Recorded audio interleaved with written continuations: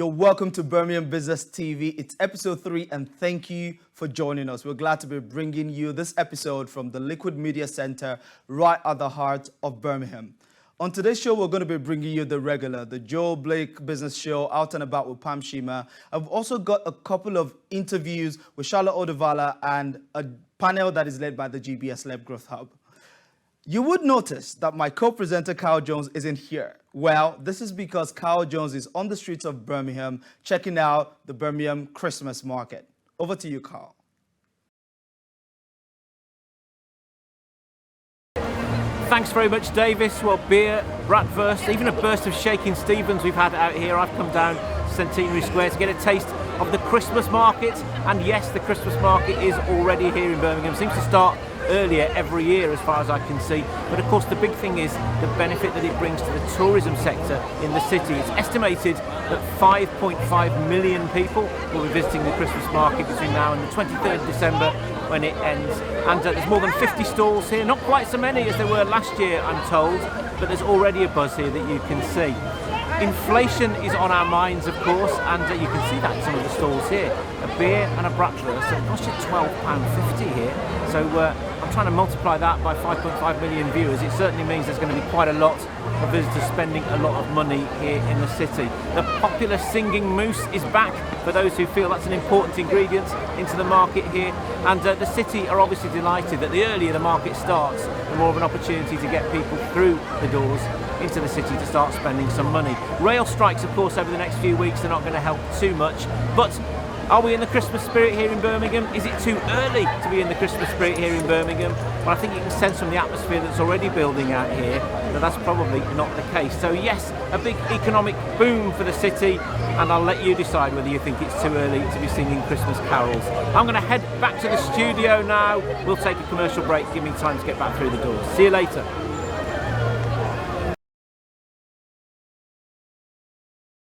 Hi, my name's Paul Noosterline. I'm Apprenticeship Manager at Rapid Response.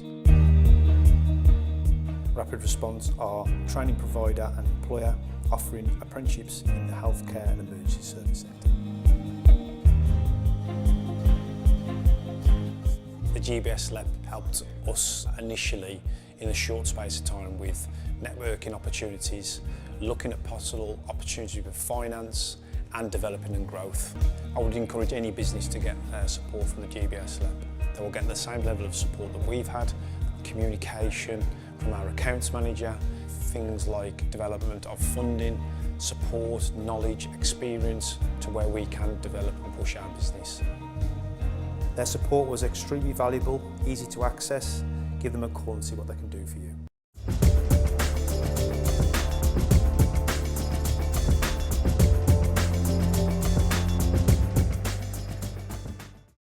Apprenticeship provider JTL has launched its first academy with partner Enervio, the multidisciplinary contracting business. The launch ceremony at JTL's training center in Aston celebrated the 19 JTL learners who recently completed 6 weeks traineeship at Enervio. Birmingham's communication consultancy, Liquid, will be launching a new office in Brisbane, Australia to meet client demand in the region. Senior Account Director Holly Jones will lead up a small team from Birmingham who will be working in Brisbane to complete the setup. Art retailer Castle Fine Art has unveiled its new home in Birmingham's Mailbox after relocating its headquarters from Erdington. The 10,000 square foot space sees the company more than double its existing flagship gallery size, with offices designed to excite and inspire employees, according to the retailer. We have more news coming up for you later in the show, but for now, we'll go to Pam Shima, our roving reporter, who's been speaking to a business in Digbeth. Thanks, guys. Today, I am really delighted to be here at the iconic Zelig building, which is in Custard Factory, with Lindsay LeCure, an amazing entrepreneur who has a business called Lindsay LeCure Vintage. Hi, Lindsay. Hello. How are you? I'm very well, thank you. Good. So, delighted to be here. It's Thank really you. impressive.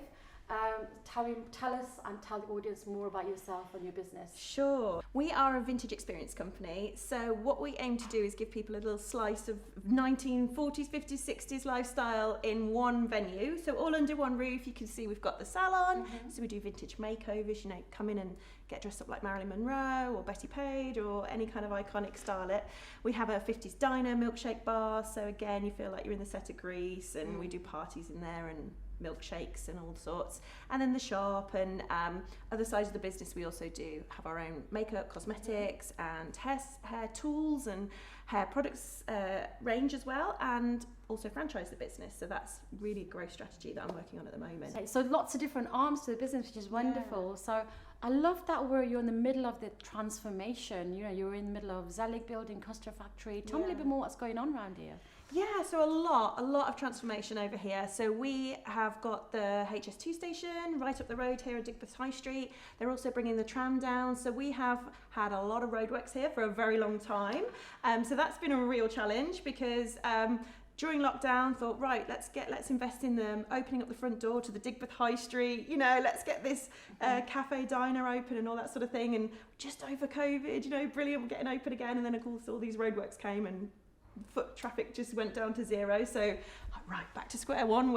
How do we market this? How do we bring people down? How do we become a destination that people want to come to and fight all of those challenges that are coming down? You know, where do I park? How do I even get there? You know, so yeah, always a new challenge when you just think you've got over the next one, but we keep going. It's great development for the region, right? So once it's settled down, it's going to be really, really marketable. It is kind of the place to be. I mean, the art out there is beautiful, isn't it? Absolutely. And So how do you reach your customers? Because it's a service industry. It's about people feeling good, which is really important, especially after the kind of the COVID and the pandemic we've been through. So how do you reach your customers? Tell me more about that. We do a lot of social media, of course, because we've got a lot of beautiful aesthetics we can share with people across all the platforms. I'm trying to get onto TikTok. We're trying to do it. It's new for me. I'm a bit old for that, but I'm trying. So yeah, we're trying to make sure that we're on all the platforms for all our different customer bases. And building our mailing list is a massive strategy at the moment. We really understand that, you know, it's harder and harder to get engagement and traction on social media now. So how can we land in people's inboxes with something interesting and engaging that they want to click on? So that's a real strategy. And a lot of word of mouth for us as well. We've been here about 12 years now. So we try and make sure that if a customer comes through the door, even just for a milkshake, that they know about everything else that we do. So maybe it'll take a year, but they might come back for a party. They might come back and have a photo shoot or buy a gift voucher. And I think that's what it is for us. That's the diversification strategy. It's like, come in for one thing, but you know, maybe someone you know might want to do many of these other things that we offer. So you've been set up in this wonderful building for quite a while, haven't you? So, and it hasn't been the first kind of modernisation or transformational change you've been through, is it? Tell me about that. You know, we started off here as a pop-up shop. You know, I was doing everything mobile and kind of thought, right, let's create. I did a road trip across Route 66 and saw all of those amazing old diners and motels, and I fell in love with that aesthetic. I thought, well, I want to recreate that here in Birmingham, you know. So had a pop-up shop, and luckily that was a success. So took on, you know, one section of this venue we've got, and then we took on more square footage and grew over the years, and then started another branch in Leeds. And I think my biggest challenge then was actually the pain of growth, because you sort of get into this thing, we've got enough clientele to fill this space, we need more space, so you take on more space.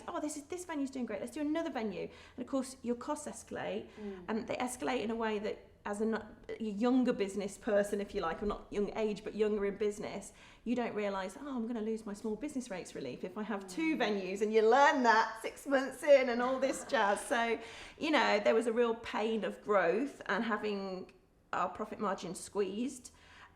So went through the process of figuring out how I'm going to grow this business and bring one of these branches to every city, which is definitely my goal.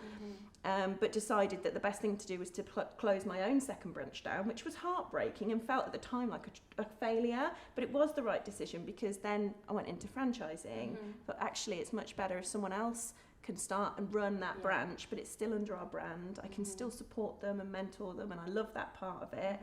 So again, you know, you pull back and you try something new, constantly trying something different to see what will fit.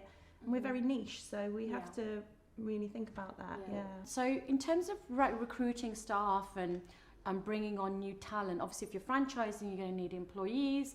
I know you did a lot with the Kickstarter scheme. So how are you dealing with that now the Kickstarter scheme is closed? Yeah, it is a challenge. The Kickstart scheme was a huge support to us and enabled us to grow parts of the business and be able to open for longer hours after COVID and staff those hours and those different service provisions like the diner and the cafe and in the salon. And when that scheme ended and we couldn't necessarily sustain that many, that number of staff and sustain that salary budget ourselves, it was a bit of a, retract, how do we divide out those responsibilities amongst who's here, what's a priority? And went through a period of time like that and decided, actually, no, we do need to re-recruit again. So again, recently I've taken on another marketing and venue assistant. So Promise does a few days a week. She supports on all the social media. She supports across the venue doing lots of things. So, I find what really works for our business model is a sequence of part-timers. So we have people who have specific skill sets and work throughout the business on different days doing different things. And our business model has always been very lean on the staff side in terms of the budget. And we bring in freelancers when we need them. And when we don't, so over the winter, January, for example, we don't get a lot of hen parties. We don't have that staff bill. So we've always worked like that. But I mean, the Kickstart scheme was amazing because we'd had that consistent pool of staff, which was brilliant. But it did teach me actually the value of actually, if we, take that leap and actually, put your money where your mouth is, recruit that person. Yeah. And then you realise the value having that additional pair of hands is. And for me, the biggest challenge is constantly trying to step out of the doing of the business and work on the business.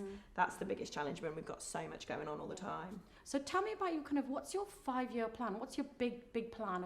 We're talking about growth, taking on more salons. Tell me more about that, Lindsay. Yeah, sure. So franchising is a big part of that. So one of the biggest things that's sort of happened recently is me coming to the big decision of offering this branch, my own branch, as a franchise as well. Ooh, so I'm currently... Your baby. My baby, yeah. Sending it down the river, yeah, come take it. But no, it's. I feel like I've got so much I want to do with the business, and I'm acutely aware of being spread too thinly and you've got to focus down if you want to achieve that growth and success in any one area. And running this branch operationally, even though I do have an amazing team who do a lot of that, I still get pulled in, and I also want to be pulled in. So sometimes I feel like I need to have another owner operator come in as the franchisee, run this branch. I can continue to support them, and they will dedicate all their time and passion. And for me, parts of the business that I love is mentoring and supporting the franchisees, looking after them, training them. So the more time I've got to focus on that, the more I can grow it. And then the cosmetics range is a big passion as well. So we have a subscription parcel. I'm really intrigued by that subscription model. It was an amazing thing that helped us get through lockdown because, it was part of the business we could actually grow. Whilst other parts were obviously closed down. So that was great, and I want to refocus on that again, get that moving in terms of growth of subscribers. So yeah, that's the focus really. Yeah, I'd like to have a franchise across every city in the UK, and keep growing our cosmetics range, bringing new products in. Yeah, no, it's great. I think classic entrepreneur challenge, working on the business and not in the business. Yeah, and I'm hearing a plan, which is great.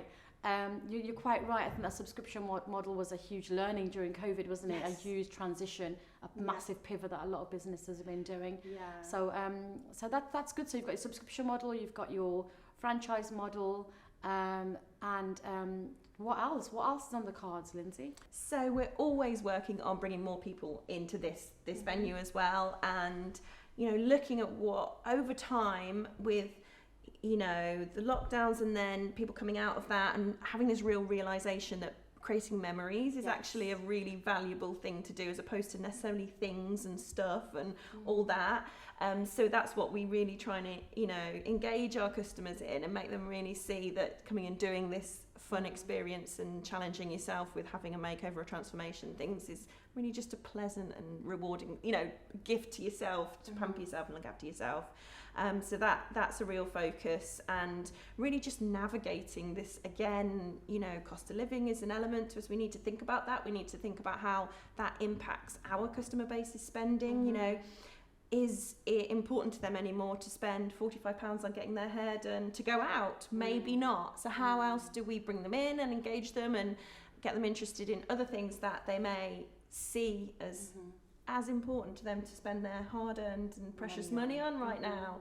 You know, we are a nice to have type of service. We're not you know, a utility or something that people have to have. So we constantly have to rethink our copy and our wording and how to engage people. Lovely. Yeah.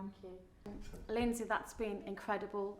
Listening to your journey, your growth, 12 years established business and your franchising and growth. So thank you so much for sharing that. And you're right, I think it's that experiences process and experience is really important for people, especially at a time like this. So, and your skills and your growth and investing in other people is wonderful as well. So thank you so much for everything you've told me today and all our listeners.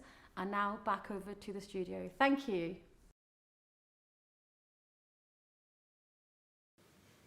Well, thanks very much to Pam, our roving reporter there out in Digbeth for this issue. And don't forget, if you'd like Pam to pay you a visit, if you've got something interesting to talk about, get in touch with us. You know all the details. We're on the website, bbtv.live, and we'll be back, of course, in January after Christmas.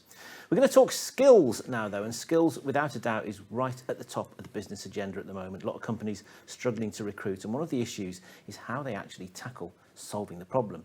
Well, I hopefully have got somebody in the studio who knows the answers to all of this and more. Helen Newman from the Greater Birmingham and Solihull LEP, welcome. Thank you very much. Tell me a bit about you and your job. So I am one of the team leaders within the skills service at GBS Growth Hub, and we work as collectively as a team to really help the businesses solve their skills and training needs. So how do you, I mean, it's such a big topic this, isn't it? And it's like a really short sentence. Yeah. How do businesses solve their skills gaps? It's a massive topic, isn't Yeah. it? So basically, the short answer is contact us. So once you contact us, as part of GBS LEP Growth Hub, we're a free and impartial advice service. So what we can do is we speak to businesses and complete something called a needs analysis. And the short of that is it's an assessment tool, and it really allows us to get to know a business, understand their skills, trainings and any other needs that might come up during that assessment. Is that something as well that helps businesses to realise things about themselves sometimes that they haven't noticed? Absolutely. We find that businesses have done kind of some sort of skills analysis on themselves, but because we're objective, we can almost always spot something that perhaps they haven't. And how much of those kind of analyses change then? Because obviously the world is very different to what it was like 2-3 years ago. Yeah. You've got to approach things slightly differently now, haven't you? Definitely. So it's things like if they come to us and they say, we think we need a new person, actually we can speak to them and say, have you considered upskilling perhaps? Because sometimes they have a workforce and there's people crying out for training within a workforce, and so we can approach these topics or look at recruitment if it's still a need. Because with training in the workforce, where you've got a lot of companies, and there are, all the surveys point to the fact, a lot of companies in this area, in this city, want to expand, trying to expand, either can't find people to fill gaps, or they can't find people with the right skills. Does that mean that maybe training what you've got and looking at the people that you've actually got already with you in a bit more detail is more of an important thing than it was before then?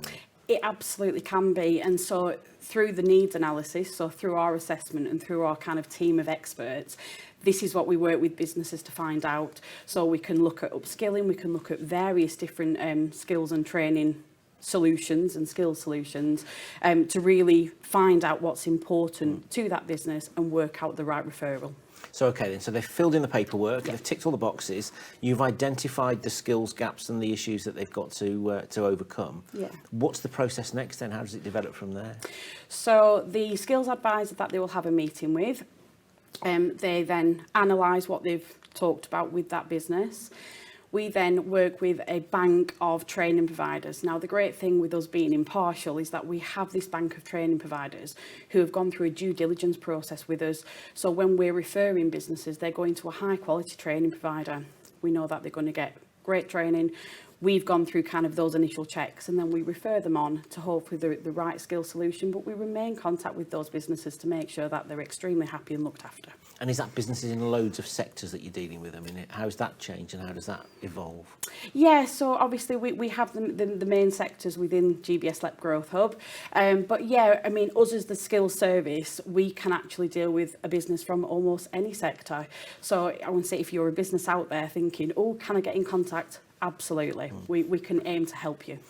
A lot of the time, we feel that maybe businesses that are looking to grow or diversify just automatically think that it's recruiting new staff that is the answer, and it isn't always, or is it? Well, the answer is it could be. And so that's what we aim to find out with you. So through that needs analysis, so we keep going back to the needs analysis, but it's such an important assessment tool. So we use that needs analysis to find out if you're a business and you think recruitment might be the answer, come and speak to us. We can work out. And also, when we find out that it's a recruitment need, at what level is that? Is it an apprentice you need? Is it a graduate? Is it a young person that you want to recruit into that business? And that's what we aim to find out with the needs analysis. I'm glad you mentioned apprenticeships, because that's what I was going to talk to you about next. Last week I was hosting the big apprenticeships award ceremony in the Black Country. Yeah. And one of the conversations that a lot of people were having is the battle to try to make people understand what apprenticeships are. Yeah. Aren't there? There's some businesses that maybe remember apprenticeships from years ago, or modern apprenticeships, and it's different, isn't it now? Totally different. Absolutely. So apprenticeships are now on something called apprenticeship standards. These have been developed by employers for employers. They are completely different. And again, this is part of a wider conversation that we'd love to have with businesses. But just to ensure, obviously, that the students that are on apprenticeships are being assessed at kind of all levels. They have the endpoint assessment now, and that's really important to employers. But yeah, I wouldn't say apprenticeships are definitely the forefront of people's minds. And if you're an employer that's wondering, is an apprenticeship right for me? Am I the right employer to take on an apprentice? Contact us, because that's what we're here for. We can explain the ins and outs, whether there's any funding available for you.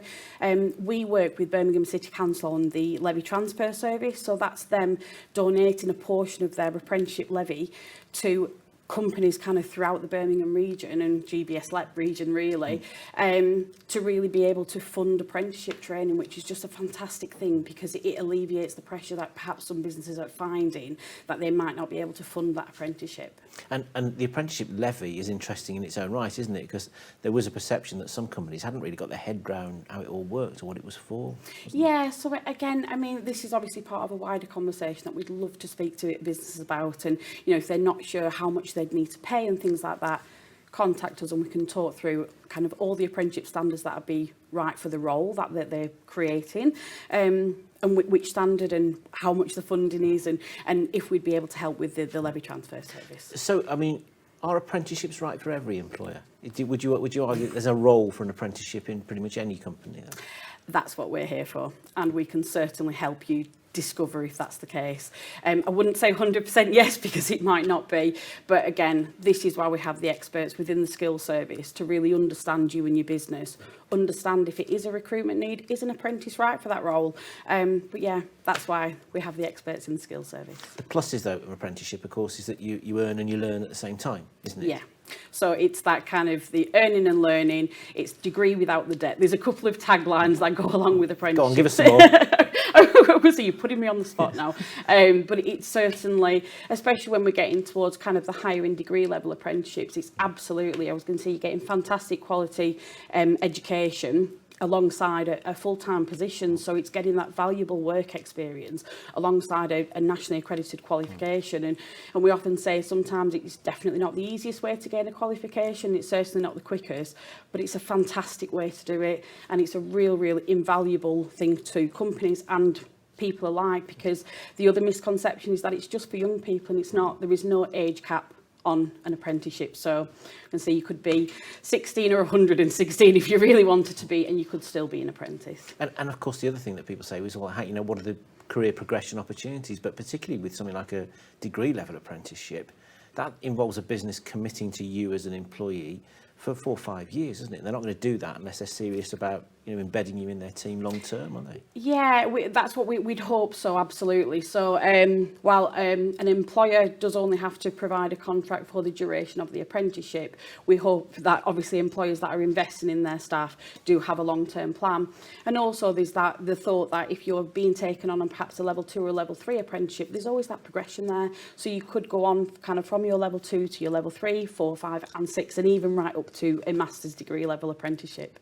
So scratching the surface really, isn't it, which is Yeah. great. I guess great from your point of view, because there's so many different options you can put on the table for any employer, isn't it? So Definitely. the message really then, I guess, come and talk to you and find out there's doors that could open to you that you don't even realise, and maybe some funding available in some cases as well. Yeah, absolutely. So, I mean, that's what the key message is here. That is, there's not funding available to everyone, but obviously if there is funding, we will know about it. You'll know where it is. Yeah. And we'll be able to put you in contact and kind of make those connections so that we make the process as easy as possible for employers. And to make it as easy as possible, where do they find you? How do they get hold of you? What do they do next if you're interested to know more? So, obviously, we are on the website, GBS Lep Growth Hub. We're the skills service within the Growth Hub. And I would say that's the easiest way to find us. And I guess we could pass over details. Absolutely. Well, anybody can get in touch with you through us as well. So, Yeah. great. Thank you for popping in No and problem. telling Thanks us. for And having me. let's hope we can fill some skills gaps around the city. Brilliant. Thank you very much. Thank you. We're going to take a quick break now. We'll be back in a couple of minutes, though, with the Joel Blake Business Show.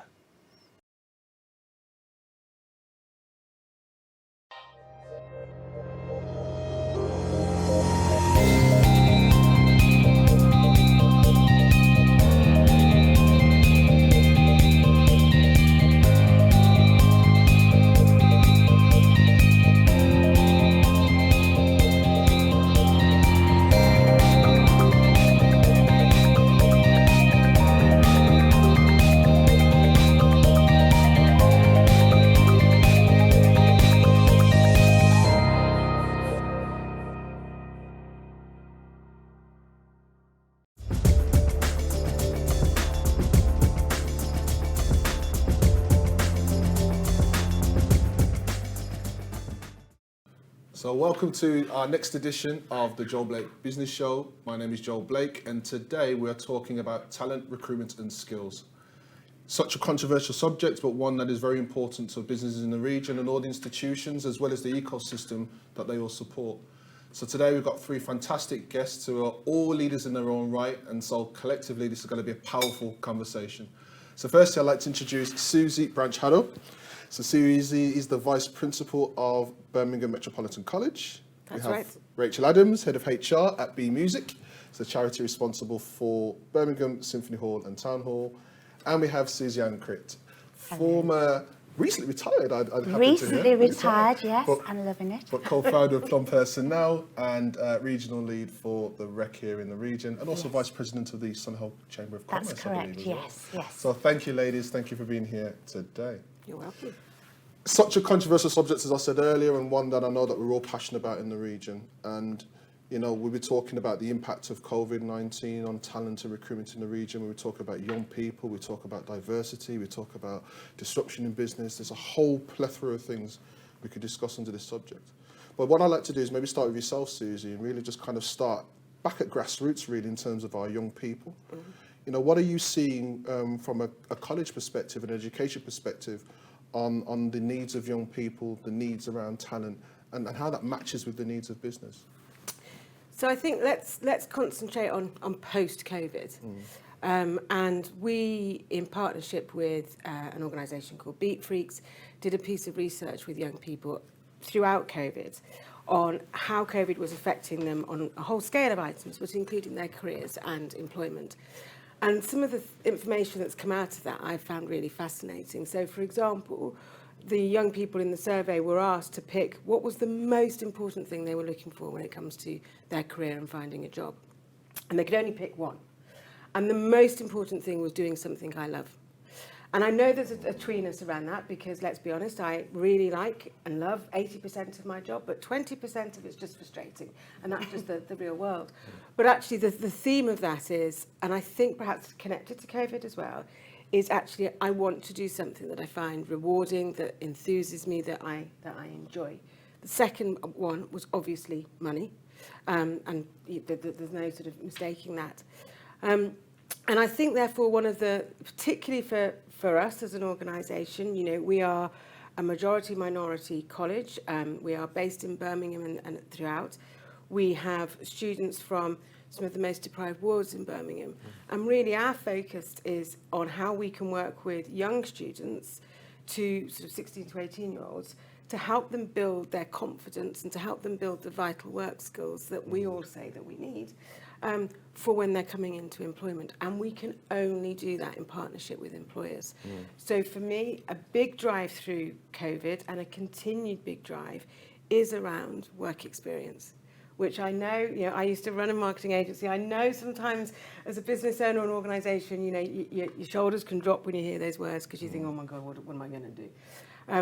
We and a lot of other colleges and universities and schools now are quite well versed in supporting firms to look at how to develop work experience. But unless we really do help young people to be able to understand the different careers and what that might look like for them, but also to develop those vital skills, we're going to be continuing in a skill sort of spiral. And I think that's a really great point, because education is such a broad word. When we talk education, we often immediately think academics, we think formality. But I also, and I certainly from my own experience, education has a many different meanings to many different young people. And if I could come to you, Rachel, on the fact that in the arts and culture sector, you must see the use of education being developed and delivered in so many different ways from a creative point of view. So are you seeing kind of similar challenges that maybe as Susie's described?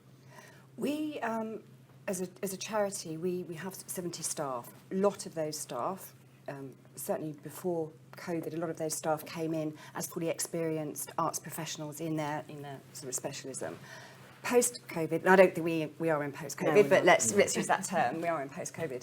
We are trying to do very different things in our organisation by bringing in apprentices, which we haven't had before, and starting to work on partnerships around work experience to offer something that is worth having rather than something that's a bolt-on with a lot of very busy people. So, yes, does that answer your question? Yeah, because again, apprenticeships have been slated in some quarters, highly regarded and admired in others. But ultimately, it's that young person going through that experience of learning how to operate in the workplace, getting the actual skills that employers actually want for the long term, and not just attracting them in and ticking a box, but actually investing in them for the long term. But then, Susie, if I could come to yourself in terms of the industry point of view, how well do you think young talent is being brought into organisations? But then also from maybe a wider diversity point of view of your experience of working as an executive recruiter, what have you seen in terms of the ability to make sure talent stays? It's interesting because in terms of young people, we haven't had a huge amount of experience with young people. The recruitment we did was for experienced people. However, the Chamber and the Recruitment and Employment Confederation, which I'm very much working with, are very much into working with government, working in partnership with other organisations. And for example, the Solihull Chamber has got a work inspiration group, and we are working towards making sure that our members go into schools, go into colleges, go into other educational institutions and create a buzz, create the sizzle so people want to come into the workplace and they know the roots. And one of the things that Susie just mentioned was about the priority was to do a job that they loved. And I often say that actually if you find a job that you'll love, you'll never have to work a day in your life, or perhaps just 20% of the week. But actually that is about finding the round peg, round hole. And I think we get too hooked up, it's just multi-layered, isn't it? We get too hooked up on knowledge and education rather than skills and behaviours, which is about people wanting to fit into the organisation. And in all my years of interviewing people, one of the questions I would say to them is, and why do you want to leave where you're working at the moment? And what are you looking for? And absolutely, it was a teeny percentage who said about money. It was about not being recognised, not working to their full capability, not having a career plan. And what we're saying about young people going into the workplace, and I'm the oldest here, I've been working for 50 odd years, and I can think, what I do think, it hasn't actually changed in all of those 50 years. Wow. We're still having the same issues now that we had then. And I think there's a lot of work being done, but the partnership approach is going to make the change, it's going to affect the change that we need throughout the whole I saw of you the nodding country. there, Rachel. There's something that Einstein said, didn't he? You know, the definition. I think I'm going to misquote Einstein, which is awful, but I'll go for it. Doing the same thing and expecting a different result. Certainly at B Music, we had a equality audit, which gave us an action plan, which we followed. But actually, a lot of what it was telling us, we sort of knew ourselves. And it was around, I want to be recognised. I want to be recognised that I've just done my job. Because sometimes we think about recognition schemes within organisations, you can gamify them, you can do lots of interesting things with them. But actually, just turning up and doing a good job is what should be recognised. So we have B Music, which is our brand, which is great. It's a really sort of solid looking brand. So we've got these B, so we've got like Be Noticed. And you have a Teams message board and we just be noticed and we notice each other. And so at the beginning, you'd have like someone going, oh, Susie was really helpful. And a little, because it was countercultural to what we were doing. Now, it's pinging away all day, which is great because people are doing a really great job. And other people are saying, yeah, thanks for doing that. Even if it was, thank you for moving this big heavy item that I was really struggling with. Thank you. And it's a really, really small thing. But it came from an equality audit, which was brilliant. And we've sort of said, we didn't used to do that. We should do that. Let's do that. And we're doing it, and it is changing. So go ahead. I think as well, coming back to the point about it, it hasn't changed in all these years. I think it hasn't, but I think, and I hate to keep coming back to the word COVID, but for me, COVID has become a little bit like a tree, hasn't it? If you sort of were to cut a tree in half, we've all got our COVID rings now. And what's been clear from an education point of view and a college point of view, and from the report that we did last year, is actually how that period of time has affected young people. Absolutely. And I think it's in a couple of things. It is around their self-confidence, their self-belief, their mental health, the lack of social interaction, and then the impact of that lack of social interaction on things like confidence. And we even know from our conversations with our higher education and university colleagues that they've noticed that when students move, some of our students will progress on to university, and when they do that, for this year, our HE colleagues have commented that they've noticed that they've not perhaps had the exposure element that we would normally give because we haven't been able to because of all the constraints. But I think on the flip side as well, one of the things that comes out through our report is the amount that young people did through COVID that as society sometimes we don't recognise. So if you remember those headlines at the time, it was, at one point, I think one of the second waves, it's all young people's fault. It's all young people's fault. They're out socialising. They had all of that turn with A-levels, in, out, what's going on, all of that. And then, but what you still see is the amount of young people were building apps to help their community. People were signing up to be an NHS responder and to help. People were helping their next door neighbours. And I think the bit where we as education need to support more in partnership with businesses is helping young people understand, how can I take what I did there and what I do in life and articulate that into an interview or a CV or an application? Because I think quite often if you say to young people, say, give me an example of teamwork, and they'll freeze because they think, well, I've never done teamwork at work. We're not asking you that. And all of this shows innovation, it shows creativity, it shows resilience. And that's what I wanted to just pick on, because we're talking about young people and almost the next generation of employees coming into the workforce, and therefore bringing that creativity, bringing that innovation, entrepreneurial mindset, bringing the grit and the resilience of their circumstances and understanding how that works. But if I could just move slightly to, what about those who are already experienced in the workplace, who may not even have some of those types of creativity or innovation or the feel of being like that, because they feel burnt out, stressed out, they've been doing it for too long, they want to change, they don't know what to do. How do we help that kind of experienced employee? How do we help them to improve their contribution to the work that they do and to the organisations that they work for?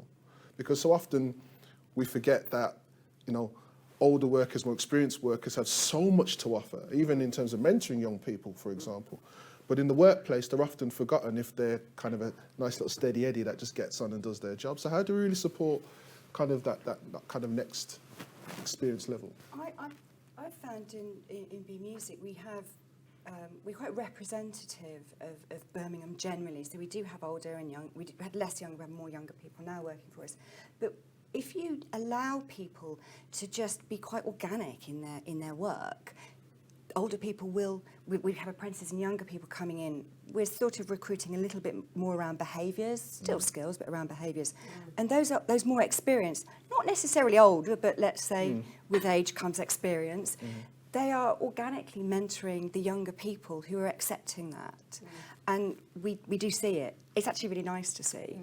Another thing that I have noticed, we had a real problem getting hospitality staff after lockdowns, really. As a venue, we didn't have events, and then we quickly had to go back to live. So it was a real struggle.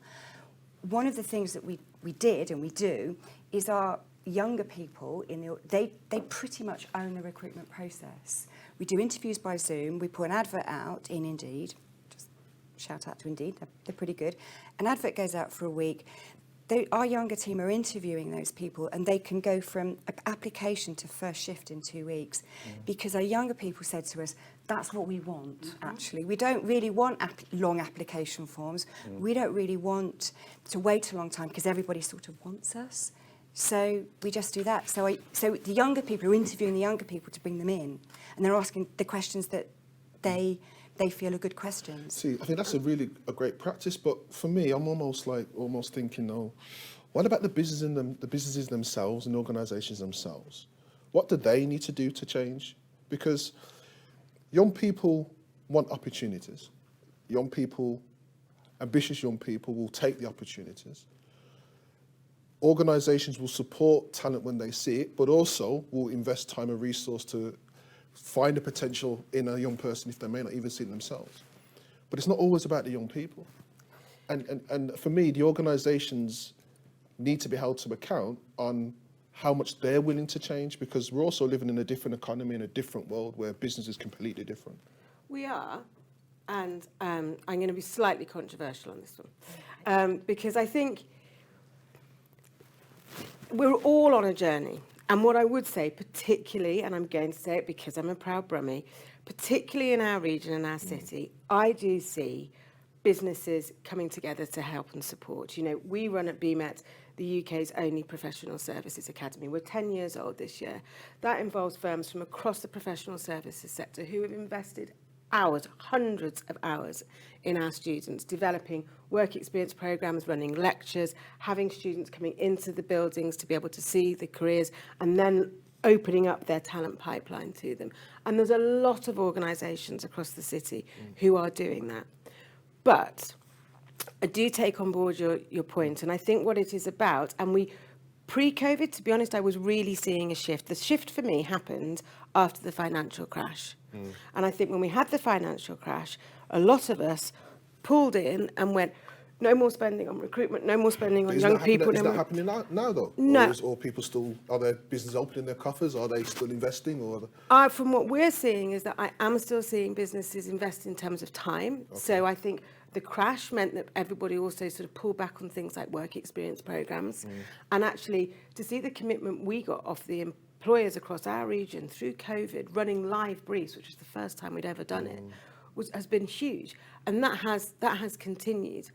I think where firms are beginning to, where we're all, it's not just firms actually, it's where we're all beginning to connect more on this sort of system, if you like, is understanding the connection. So rather than saying, I'm running a work experience program and it sits here, it's looking at it and saying, right, I need to have a more diverse workforce that's more representative of our city, and I'm looking for people with this skills base. So what I'm going to do, as part of that solution, is I'm going to work with schools and colleges and universities, and I'm going to develop a work experience program that helps introduce my organisation. And I'm going to be very clear that if people, it can be like talent spotting, it's like the football industry, but it's taking something like work experience and it's embedding it into your recruitment system. And I think sometimes what we do is we say, oh, that's the nice CSR fluffy bit, that's us giving back, without realising it's the recruitment bit. I mean, Suze, how are you seeing that from an industry point of view? Because obviously from the rec point of view, they're active in terms of helping recruiters to to maybe think differently, more innovatively about how they're supporting business, perhaps? Yes, are and they? they're also lobbying with government as well for the changes that are needed. But I absolutely agree about COVID has been a pivotal moment, and people are more attuned now to what I think is the basis of a good economy is about being kind and about recognition and about listening. And those are very simple things to do, but they seem to be the hardest thing to actually bring to the board. And I think that where we're going as far as recruitment is concerned is saying to organisations, if you want to attract a diverse workforce, you need to make sure that everything you do speaks to the people that you want to attract. Yeah, but is that happening though, Susie? It is happening within organisations. Okay, And going back to this multi-layered thing, we have labour, we have skills, we have talent, and often they're put all into the same bundle, but they are very different things, and we have to treat them very differently. And we also have huge differences where we have some organisations like Asda, 140,000 employees or something massive like that. They're able to put the resource in and do stuff. But if you've got small SMEs where you have a few people there, they need help to be able to make those connections. I agree on that. And I think we can't have a one size fits all. We have to look at, is it labour that you're after? Well, let's have a look at this. I'd also like to point out that whilst we have seen the headlines about the lack of people, there's more jobs than there are people, this has been coming for 10 years or more. And organisations that are seeing it now is because they didn't start their workforce planning 10 years ago. Did they care 10 years ago? I don't think they saw it. I don't think they cared. So I think that you've got to get on board now, because actually, even now, may be too late. So how... Sorry, go ahead, Rachel. It goes to your point about holding yourself to account. I'm just thinking, we're a relatively small charity. We have around about 70 full-time equivalents, using that term. So we're quite small. We have senior managers who want to work who are committed to that EDI agenda. It comes from the top. But it's not just the single person at the top, it's the top. And then you have board commitment. In our charity, one of our trustees is directly involved with the EDI journey. It's not really a journey; it's a culture change. She's great. She's a part of us, and we're following on from her expertise and following what she tells us. But data holds you to account. If you don't, if you look at the organisational metrics, whether you're small, whether you're large, and you think we looked exactly were exactly the same before we started all of these interventions, then you know whatever it is you're doing is failing. That you hold yourself to account, and data will give you that. If going in, 70% of your organisation was male, white, middle-aged, and you did a number of interventions, and then after 4 or 5 years, it was still the same, and nobody asked any questions, well, yeah, you probably say your commitment isn't there. Absolutely. So I think the data holds you to account to some extent. I do agree. I think it does. I think there's two things there. I do think young people in particular are going to hold more businesses to account on social responsibility. So I think when they're looking to you as an employer and looking at what you could potentially be offering them as their career, they want to see, what does your anti-racism proposal and agenda look like, and how are you actually delivering on that? Yeah, that's a really good point. What does your sustainability agenda look like, and how are you actually delivering on that? I think that's it. Can I cut you, Susie? I think that you've hit on a really powerful point there, because I was in a conversation with colleagues the other week, and one of the questions that came out was, who are going to be the customers of tomorrow? And it was on that very point, that it's going to be the employees and the next generation who are going to be holding the organisations to account. Because, and again, I'm not wanting to keep bringing up COVID, but one thing that it did, it allowed people to understand what their values really are. Yes. It allowed them to almost strip out all the things that weren't helping them to progress. and I'm forced to do so to a degree, but certainly allowed them to really think about what's most important to me and how does that translate into all aspects of my life, including the world of work. And so the war for talent is always going to be a war for talent, but there's also going to be a much more larger push from the next generation to say, well, I know what I'm worth. Yeah. So you need to show me why I should work for you. Yes. Yes, but that came back to this point. That's not just the financials. So that's not Of young course, people of course, sitting there thinking, I'm expecting this type of salary, etc., etc. It's the whole values It's the young person wanting to understand what are your values as an organisation, and it comes back to the point of I want to do something that I love. I don't think it's just young people though as well. I think it's just everyone full stop. Yes, I think you're probably right. Yeah. But it is the young people who are going to bring in that next wave of thinking and innovation that's going to transform organisations because they've grown up in a maybe arguably different age. They've got more ideas. Culture is more important than difference for them in many, many different ways.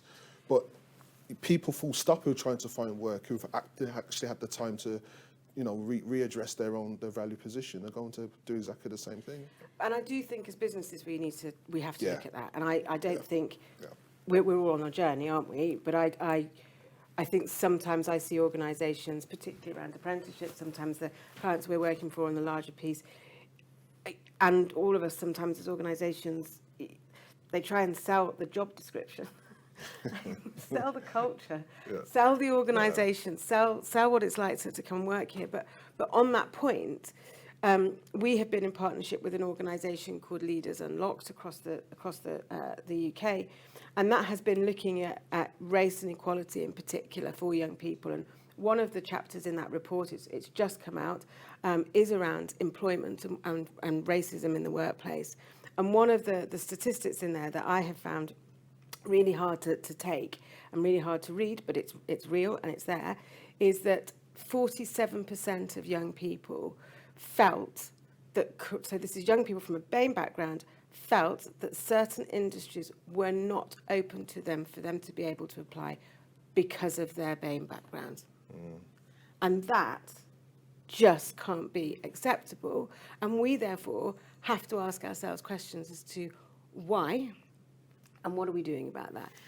And is it because I'm not going to disagree with that. of the workforce, and therefore what is it that we're doing to address that? Because we have got hungry young people in our city who are going to be able to drive us forward for the next generations, and it's about removing some of those potentially perceived barriers, but probably in a lot of cases actual barriers as well. As someone born and bred in Birmingham who didn't go to university, I worked in a factory. I got into professional services as a bit of a rebel, as you would know. And so I completely, absolutely, because I didn't think the corporate space was for me or someone like me. Now I look at it like, my difference made the difference because I'm coming from a different angle. Yeah. I'm coming from a different thought process. I can see not how the game is played, but I can see how things work and I can see where I can add value.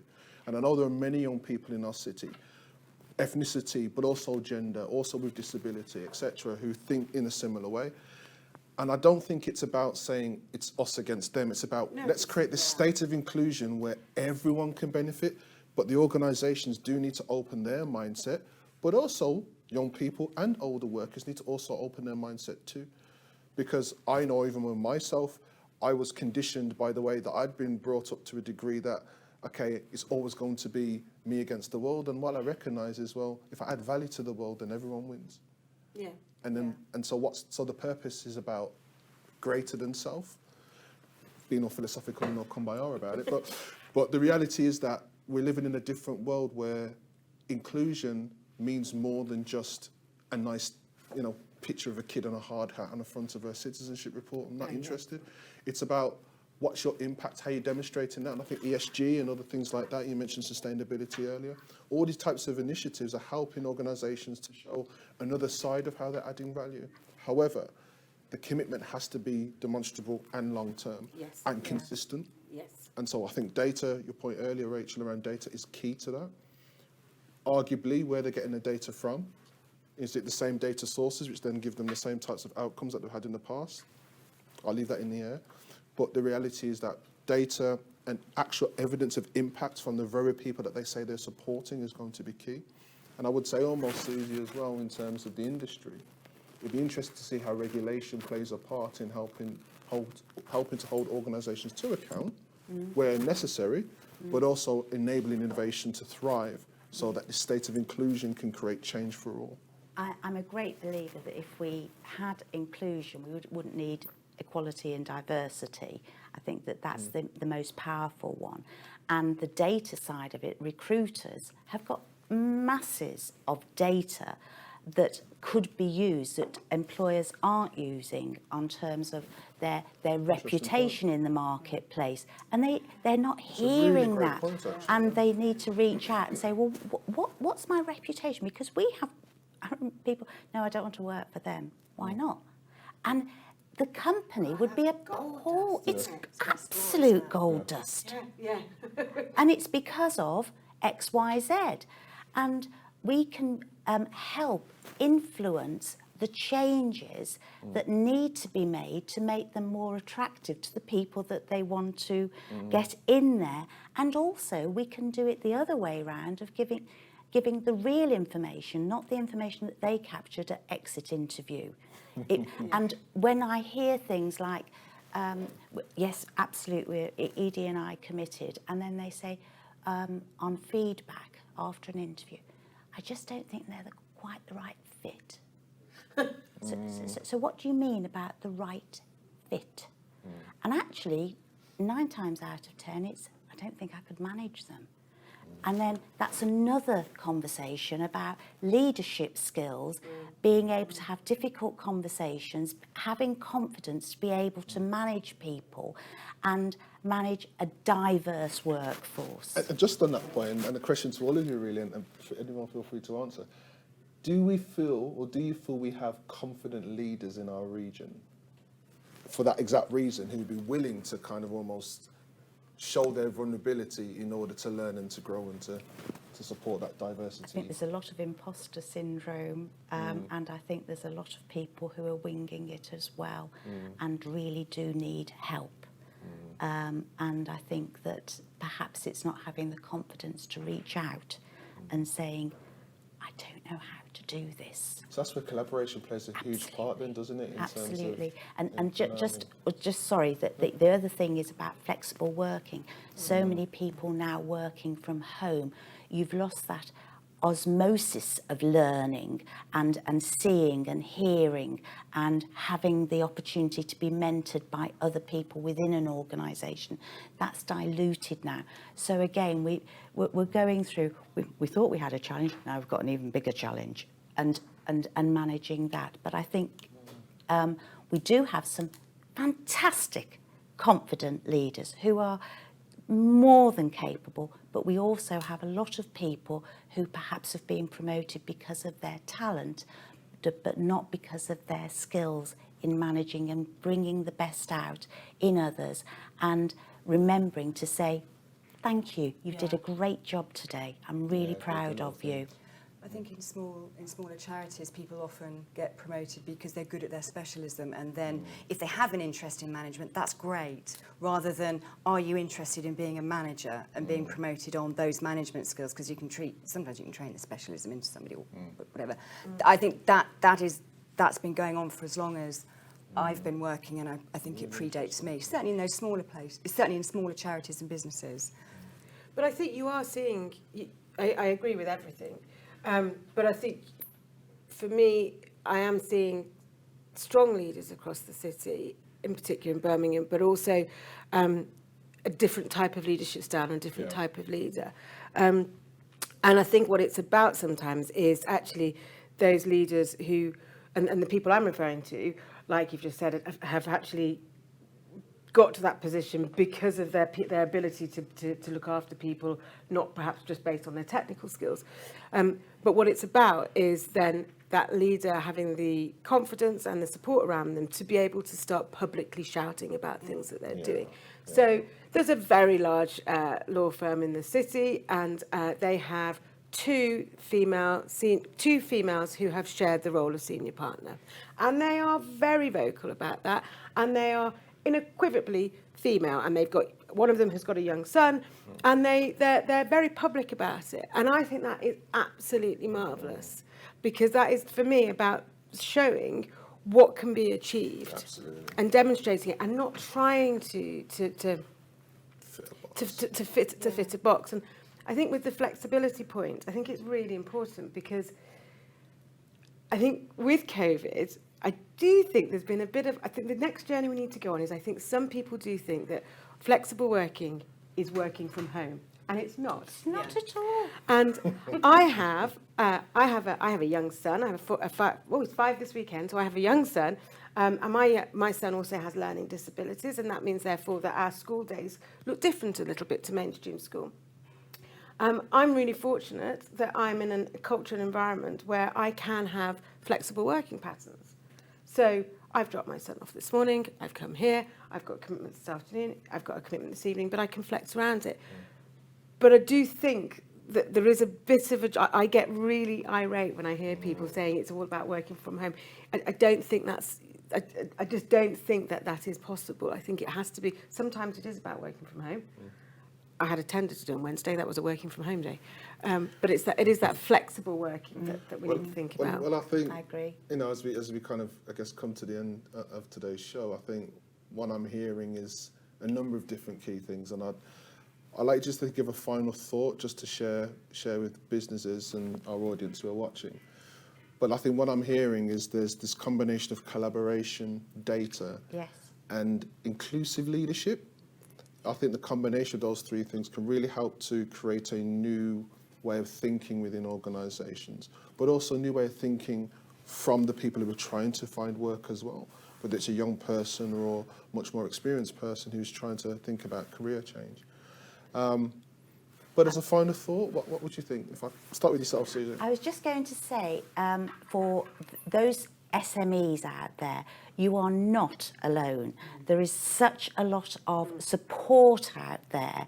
At the Recruitment and Employment Confederation, they do a good recruitment charter. You can follow that and there's an audit that you can have to see how good you are, where you need to actually do stuff.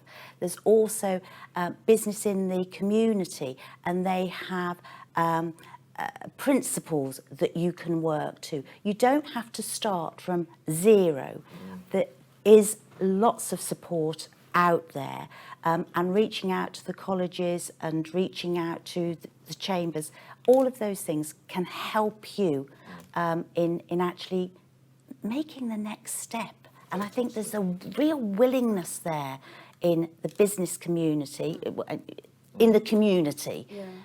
Just be open to collaboration. Absolutely, absolutely. That's brilliant. Rachel? Also, I'm just thinking in a really small way, as a small charities, we talked about data, the data shows the change, but that's quantitative data, there is qualitative data. Ask staff and be open to listening to what they have to say and be prepared to make those changes. That's not easy. But if you give staff the networks and the possibility to communicate, speaking truth to power, and being open to changing, I think that's really important, because you've got to, if you say you're going to change, you've got to be the change, but you've got to give channels to make that change happen. So actively listening and actively doing as well. And actively being uncomfortable.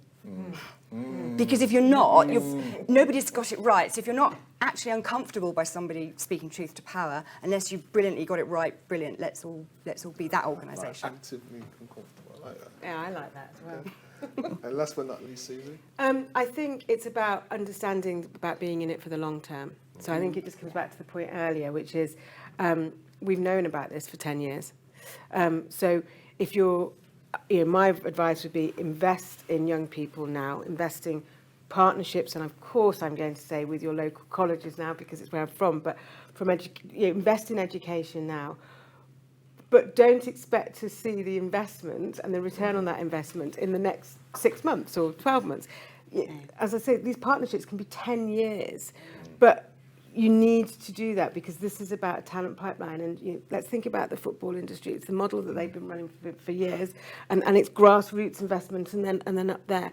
So it's sometimes I do see firms getting involved, getting really excited, and then sort of feeding back, oh, we've not had it back, you know, we've not seen what we wanted.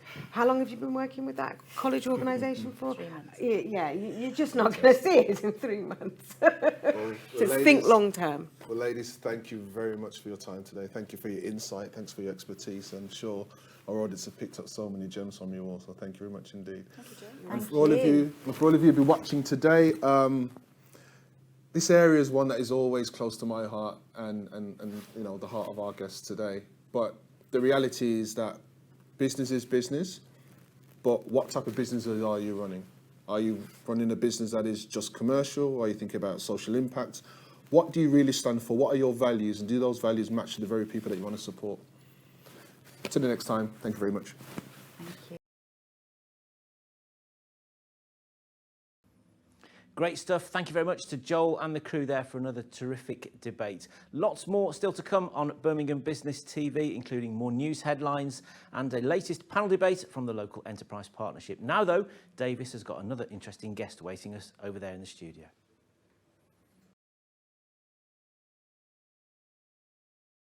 I'm delighted to be joined by Charlotte Hodevala, and I'm going to be talking to Charlotte today about our journey into entrepreneurship, which you're going to hear all about. Charlotte, great to have you on the show. It's a pleasure to be here, David. Awesome.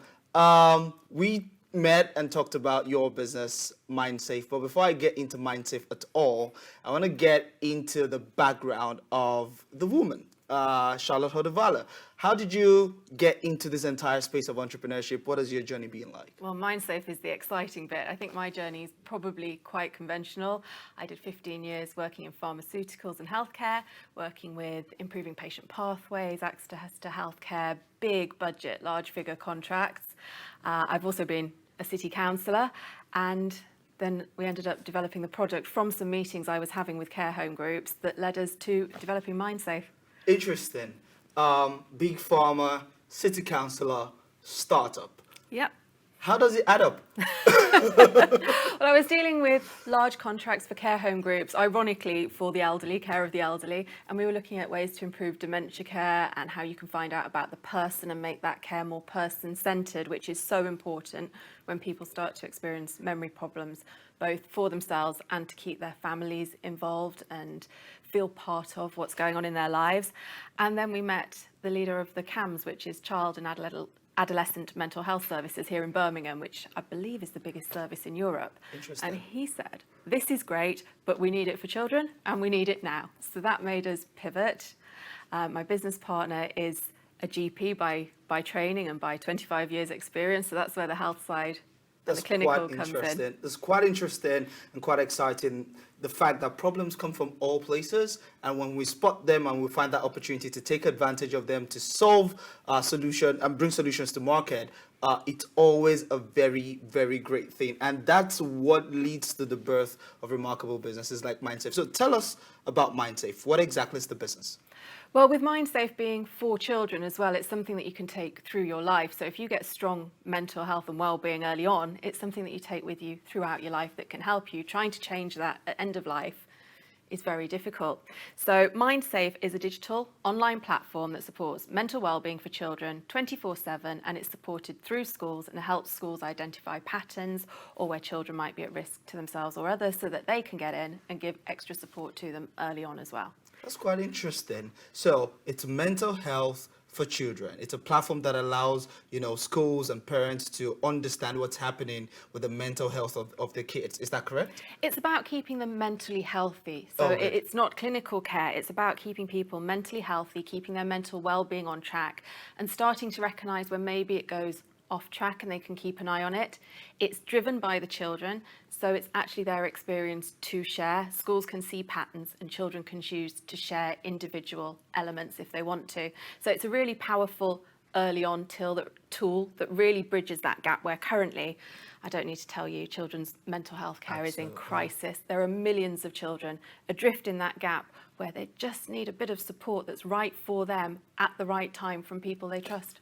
Interesting. So you would say, to a large degree, it's a preventative measure, a platform that allows, parents and schools to track these things early and see where those changes begin to happen and take preventative action. Would that be correct? Preventative and supportive. And it's supportive. Very early measure. Fantastic. So how long have you been running this business? Well, I think like many entrepreneurs, you kind of register it and get started with your idea whilst you're still doing the full-time day job. So we've really been up and running since, I think it was about 6 weeks before the school shut down for lockdown. Oh, perfect timing. Yeah, you would absolutely. Say. Interesting. And so what were you doing all through lockdown then? Well, again, you have to pivot, don't you? The schools were shut, and they are the people who contract us, the schools or councils or the local health service. So with the schools shut, through the Access to Children, what we did do is set up a lot of schools. We've got 25,000 users on the system now, which is amazing, most of them in the West Midlands. And we got ahead with the development. So we took the product to the next level in lockdown. We weren't going to waste that time, so we just turned it around a bit. So actually the product and services are way ahead of where we would have anticipated, which is brilliant for the children and the schools that we're supporting. Fantastic. So that means lockdown was good in the sense that it allowed you to hone in on the product, develop it even further, and made it a better proposition that it would otherwise have been, considering the timelines and things of that nature. I would say we made the best out of lockdown that we could. That's quite remarkable. So considering where the business is at right now, you just mentioned you have 25,000 users. That's a lot of children. Yeah. Interesting. So the question is, what's next? And another 125,000 users, so we can support as many children as possible. The beauty of MindSafe is we advocate whole school support, so it normalises children thinking about their well-being. It doesn't identify different groups out as other or less than or more likely to have problems and less likely to succeed at life. It's about everybody watching what they go through and being aware of how their mental health and mental well-being is, because we don't know who's going to have a crisis or who's going to have a challenge or when that's going to happen. We need to all be aware of it. So we'll all be more resilient, stronger adults as we grow up, able to cope with life. So it's really important we support as many pupils as possible. And of course, with fundings are always stretched in health and in schools. And we can reach thousands of students for less than the cost of one person visiting schools that maybe deals with a group of 6 pupils a week in a school. We can give some level of support to every pupil in that school from age 8 upwards.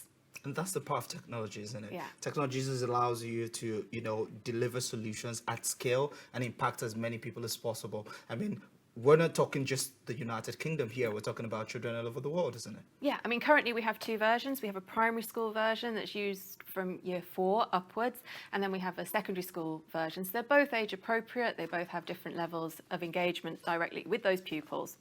And yes, as you said, it's in English language. It's exportable globally. We meet NHS Data Security Protection Toolkit levels of GDPR security. So we really are working at the absolute best level we possibly can, because we think that's the right way to do, but it also supports us to take things globally, because you know the UK is pretty far ahead in these things to start with, which puts us in good stead. And it's also a relatively easy tool to translate into other languages. Obviously, we'd probably start closer to home with maybe Welsh first.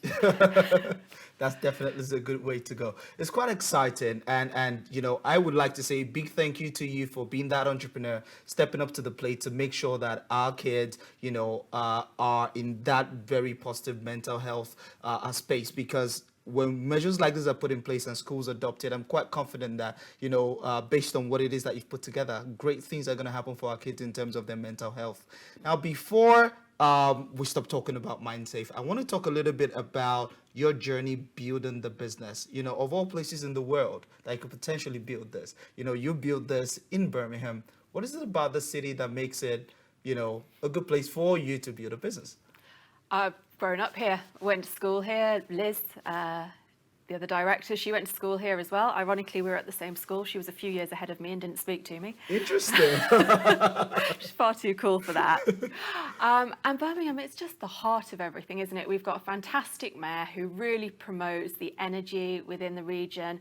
We've got a tremendous setup for startups here, not only to test products, but in terms of the support that we're given in order to build that from people like you, from the local LEP. They really want to have this as an energised tech centre.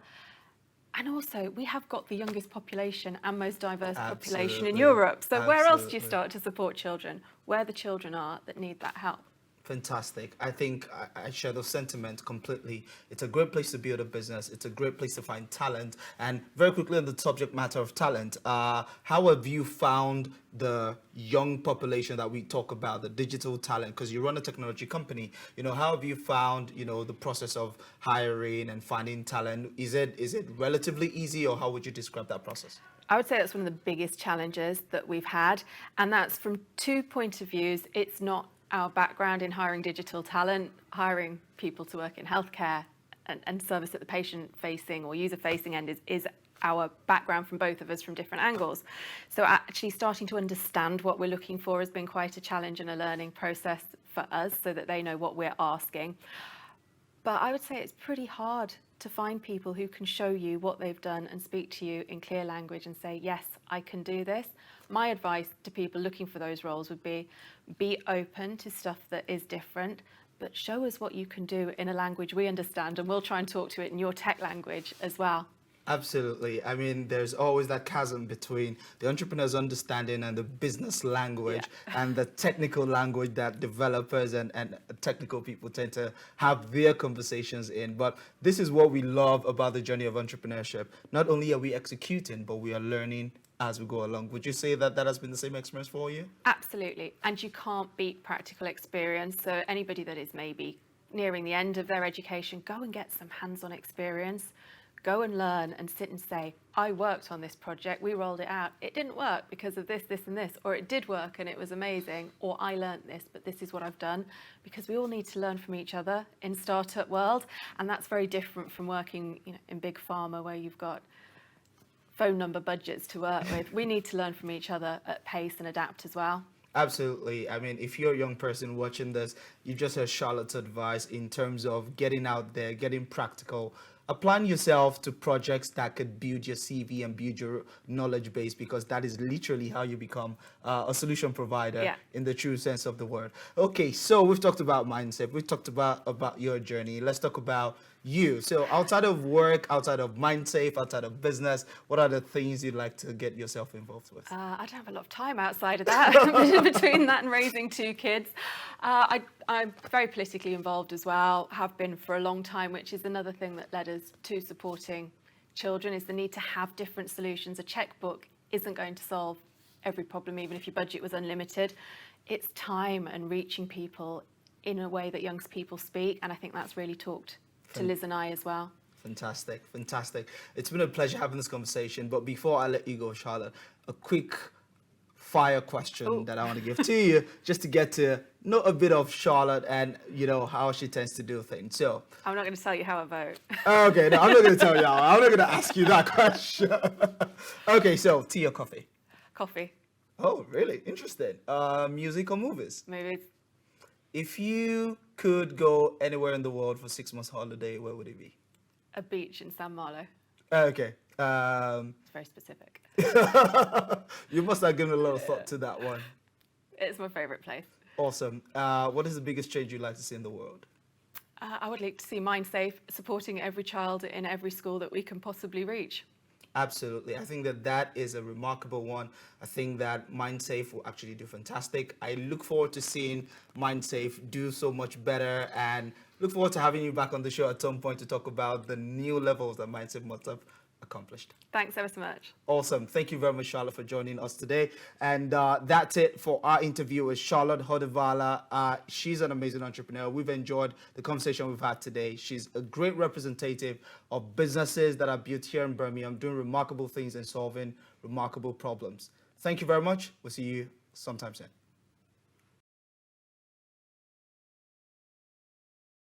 My name's Laura. I'm the director of the Central School of Makeup and the founder of Backstage Artists Agency.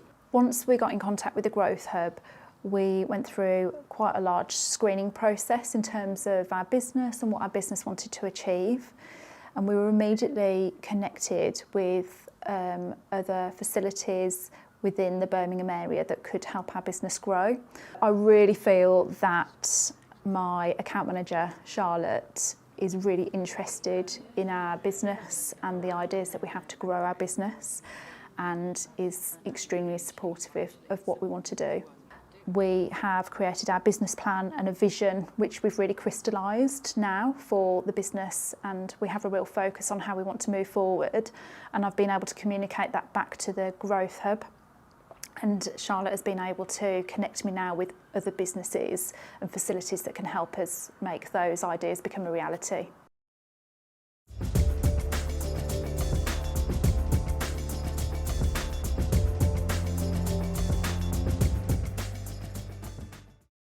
The Midlands is the UK region with the highest number of companies with late payments outside Greater London. That's according to National Insolvency and Restructuring trade body R3.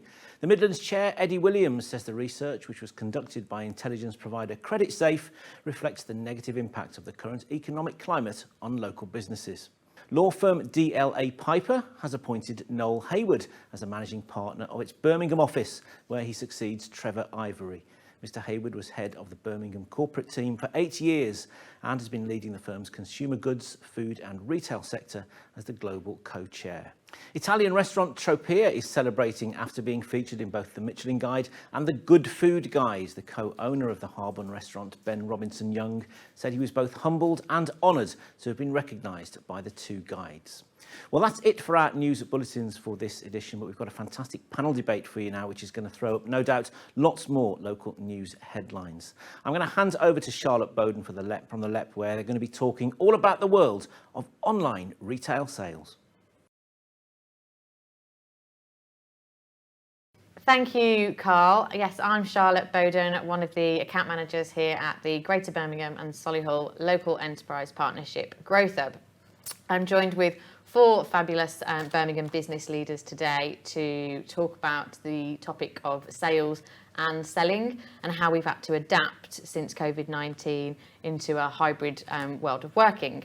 So before we get stuck into the topic, do you want to introduce yourselves, starting with Alex? Thanks, Charlotte. I'm Alex Tross, Commercial Director at Centric, which is a property group, and within that group I run the commercial agency specialising in advising landlords and tenants on their office assets in the main.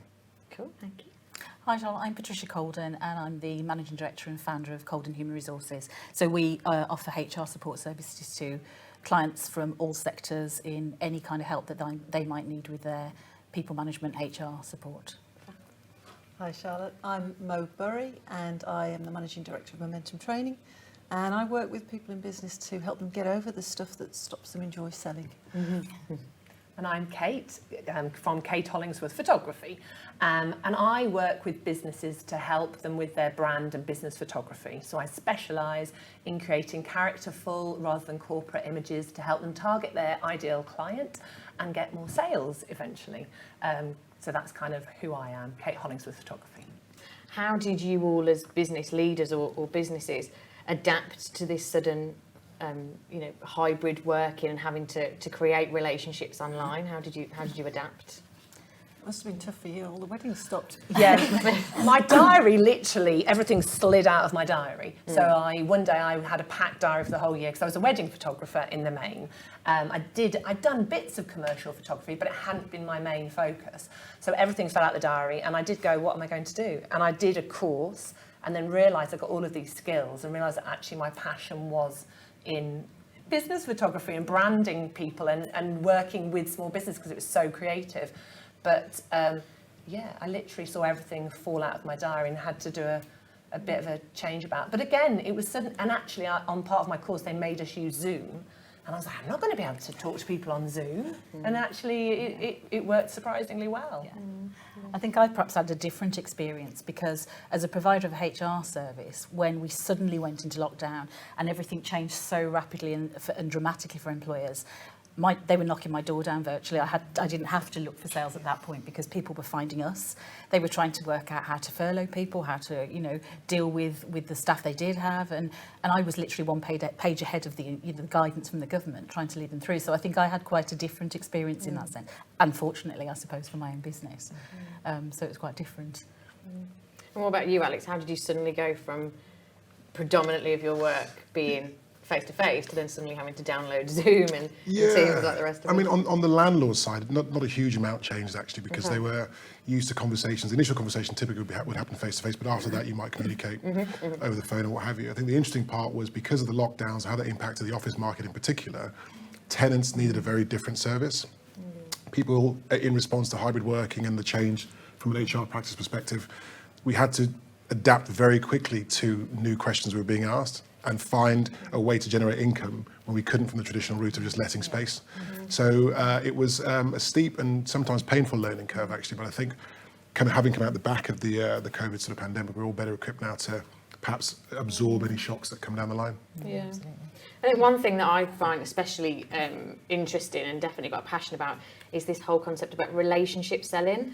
And actually it's great to establish that relationship with a prospect and obviously a client when they're an existing client.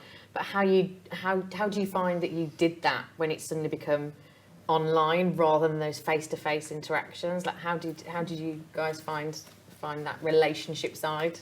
It can be a lot more difficult, although Skype for Business was around and people would occasionally have these Zoom meetings.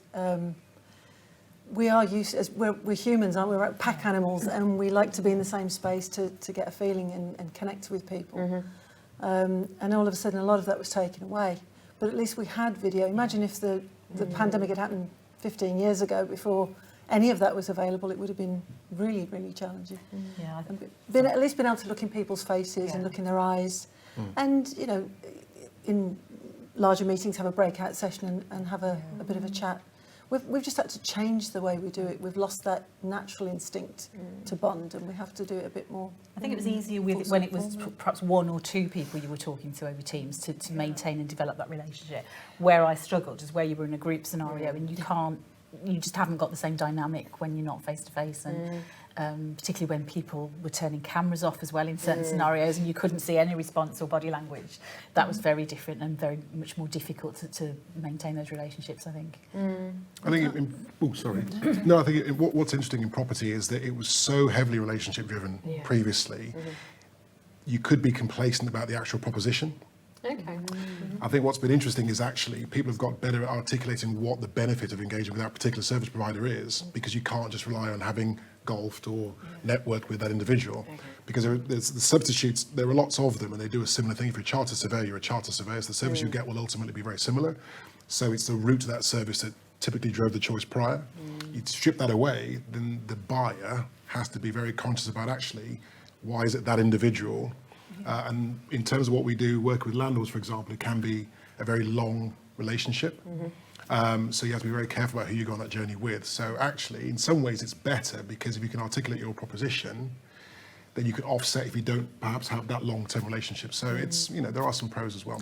Yeah, I think that's true about similar with photography, because there are an awful lot of photographers out there, and I've learned that you have to be really clear what your messaging is and articulate what you give that makes you different to everybody else and what makes you stand out.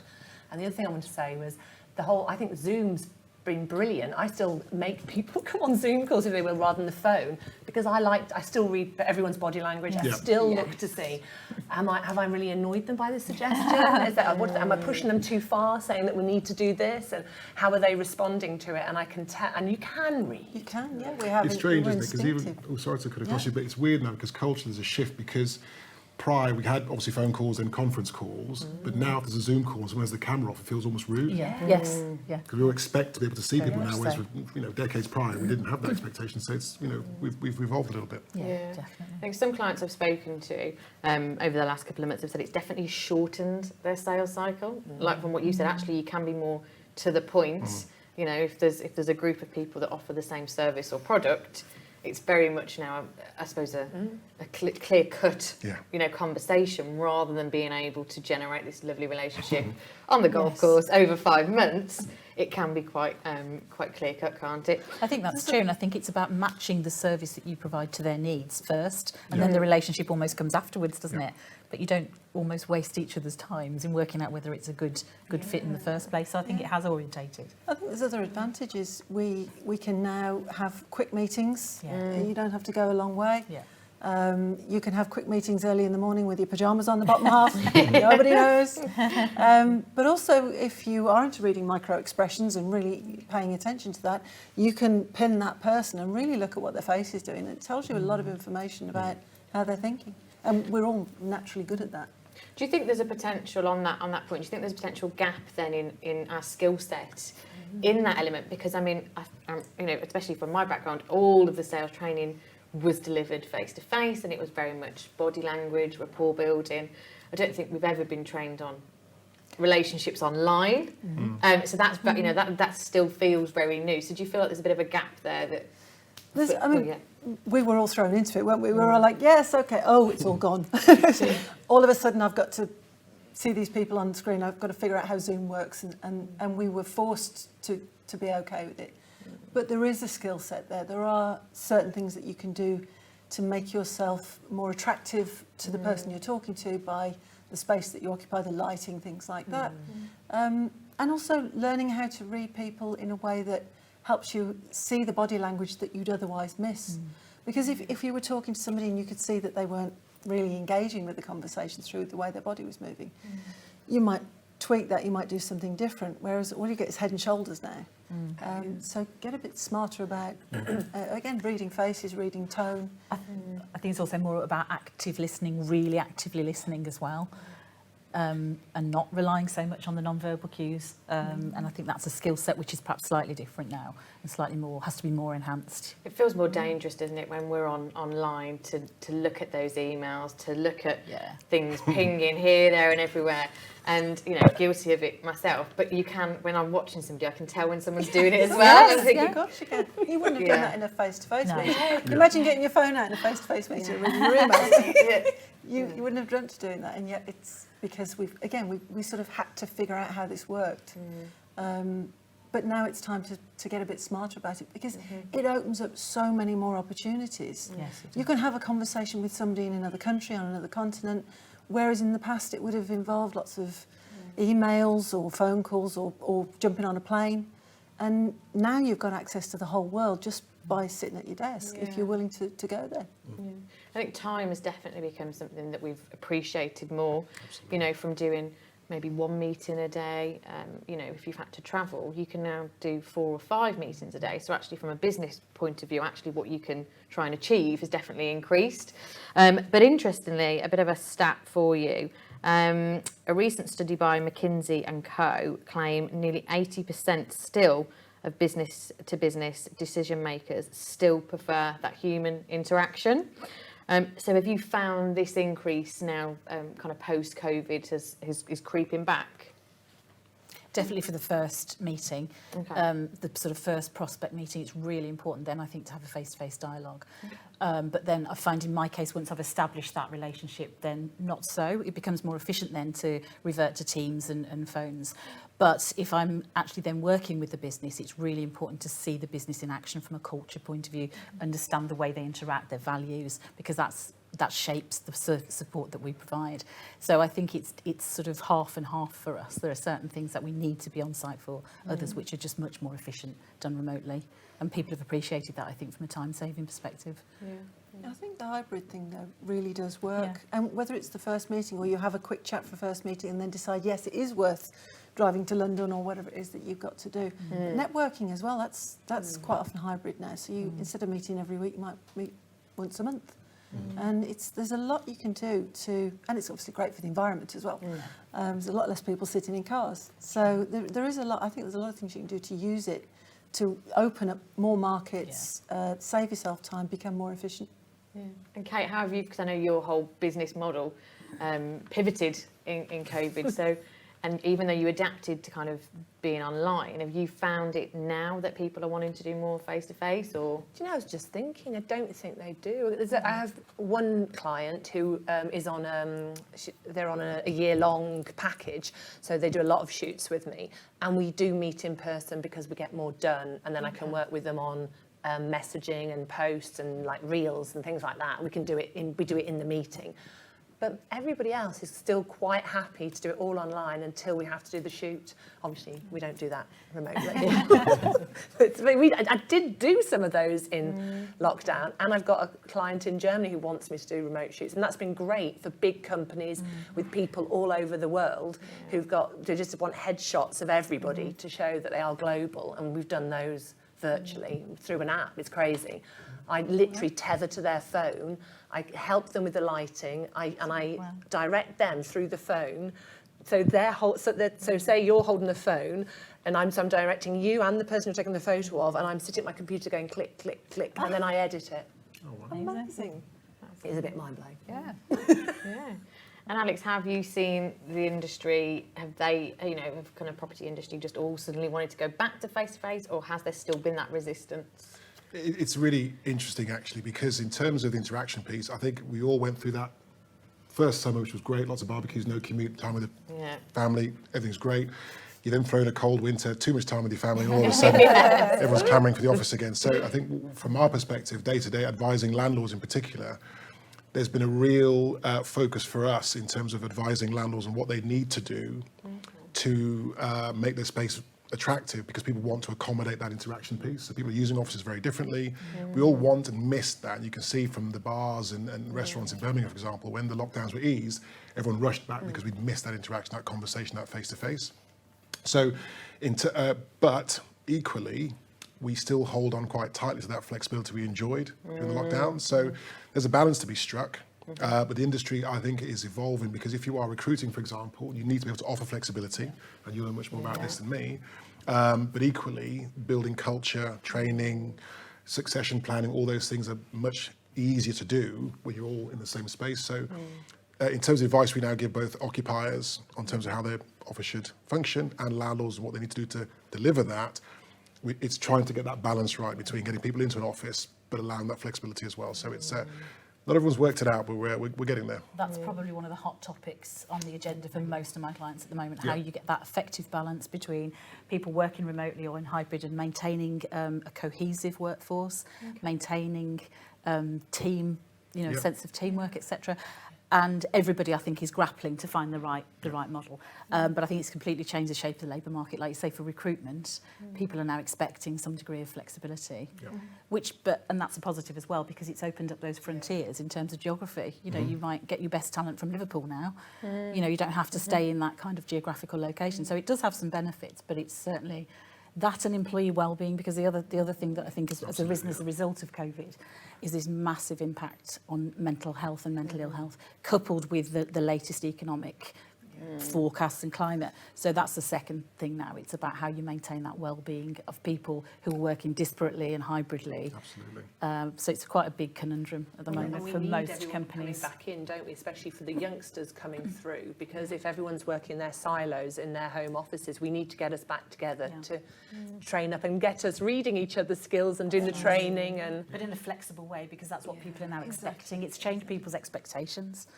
People like being at home to answer the door to Amazon and walk the dog, and Absolutely. And if you're managing a team of people, getting them all together in a room, as you say, building that team, getting that connection, getting the buzz, that can be really important. But again, it's finding that balance that you can do a lot online without them having to come in.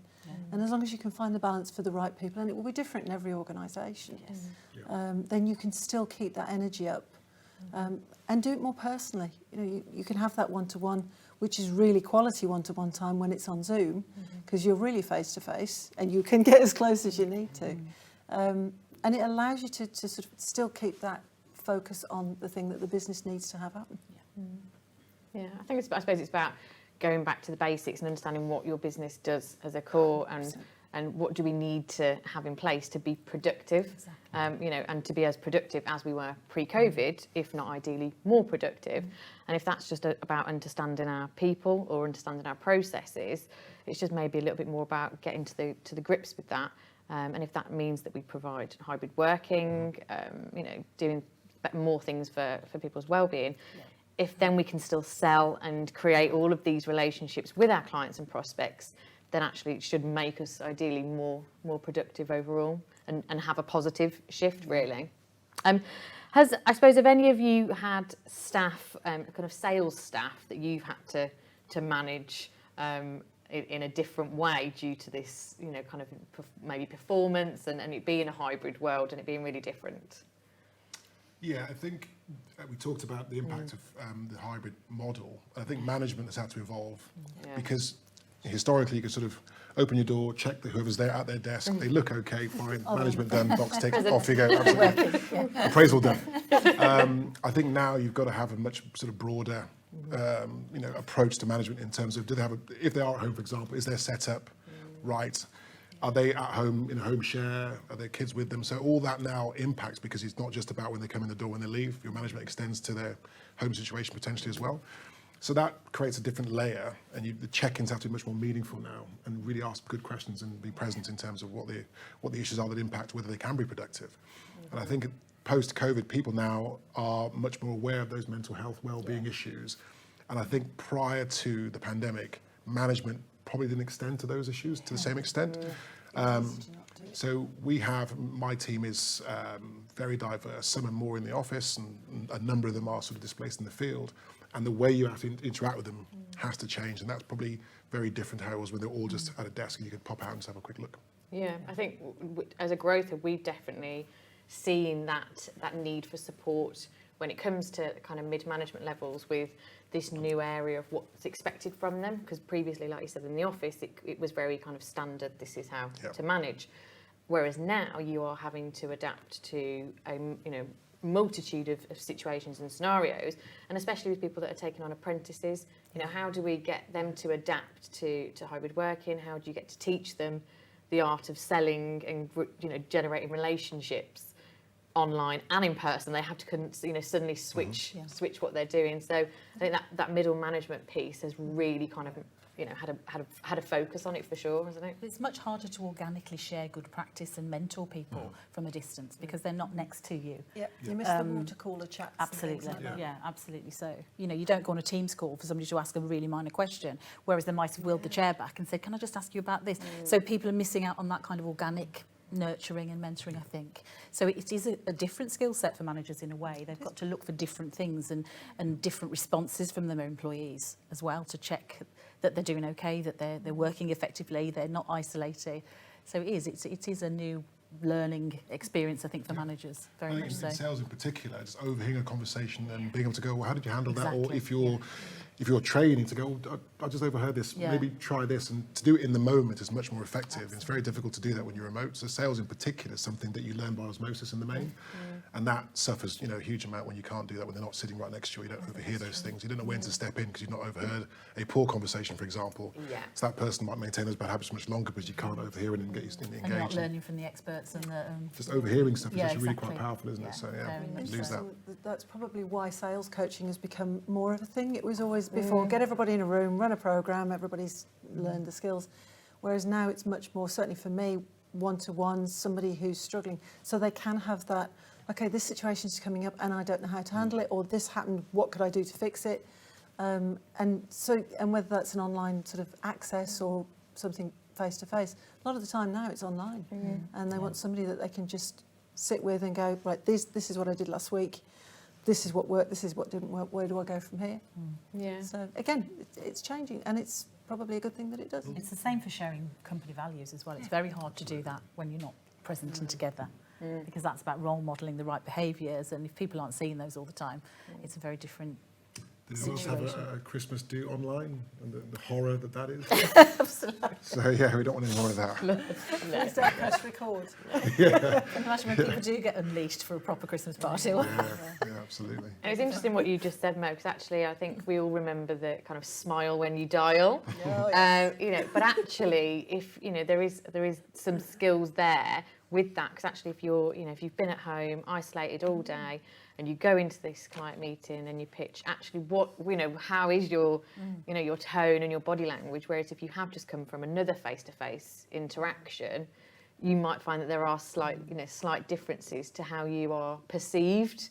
And I think there's definitely maybe a skills gap there with certain people and certain businesses that we can try and support with. Absolutely. The great news is it is a learnable skill. Yeah. All of these things are learnable skills, and with the right guidance, the right coaching and training, you can genuinely get into a place where you can be just as comfortable in a face-to-face event as you can in an online event as you can face to face.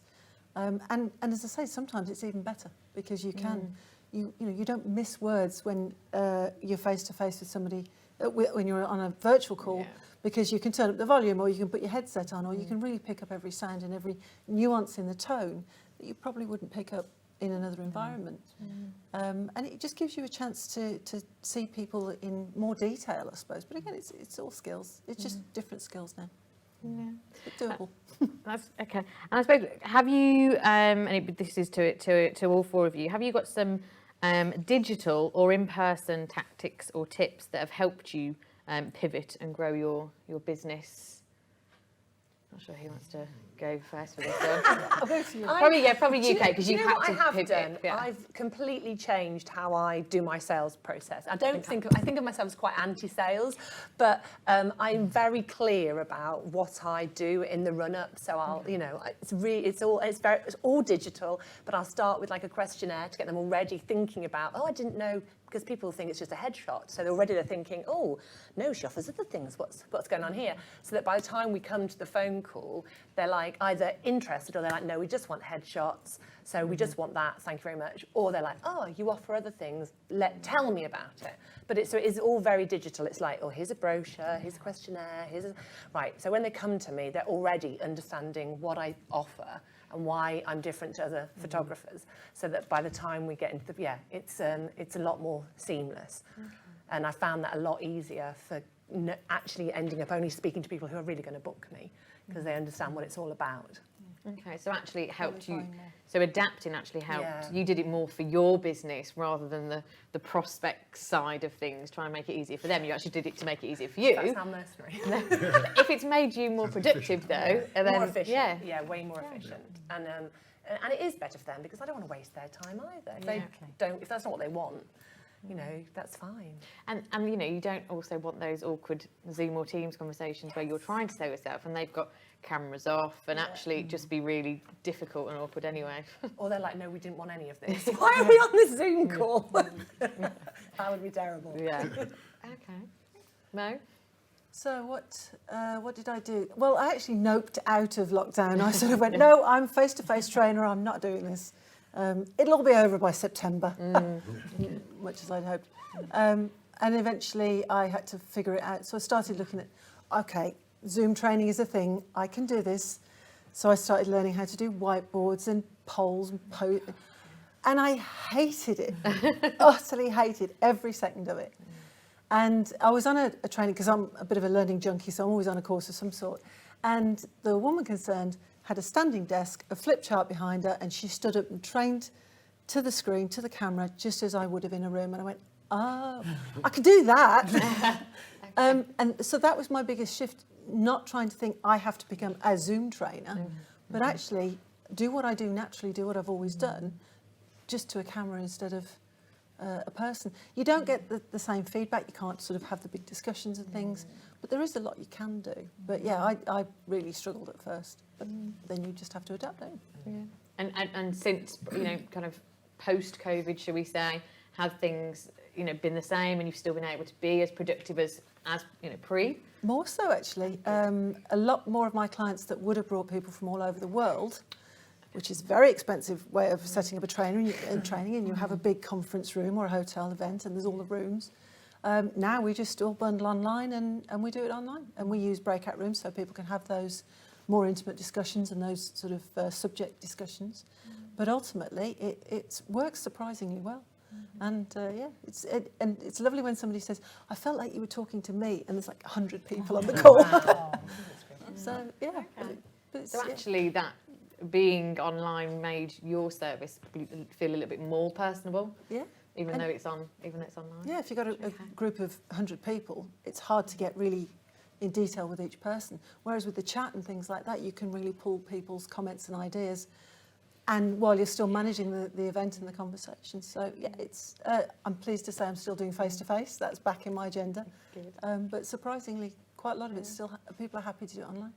Yeah, and it's a good, interesting point that you made then about the chat. You tend to find a lot of people that maybe wouldn't have said comments face to face.